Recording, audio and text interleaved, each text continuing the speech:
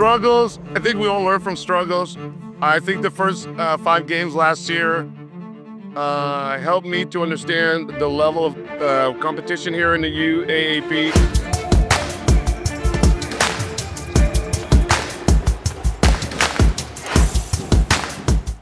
Pagtatrabuhan namin yung mali namin, tsaka ano yung mga weaknesses namin last year, din yung win-work ko namin yun, which is nakita nyo kanina, grabe yung takbuhan namin kasi last year yun yung feeling ko siya, yun yung isa sa dahilan ba't kami hindi namin nakakuha yung goal namin as a team.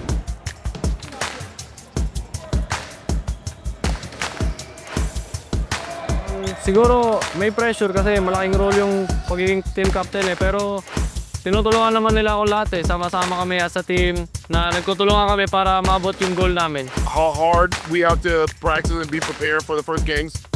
So this year we're coming into it where not only is it not new to my players, but it's also not new to me. Suportahan nyo kami ng buong buo and sana hanggang dulo samahan nyo kami sa lahat ng laban namin.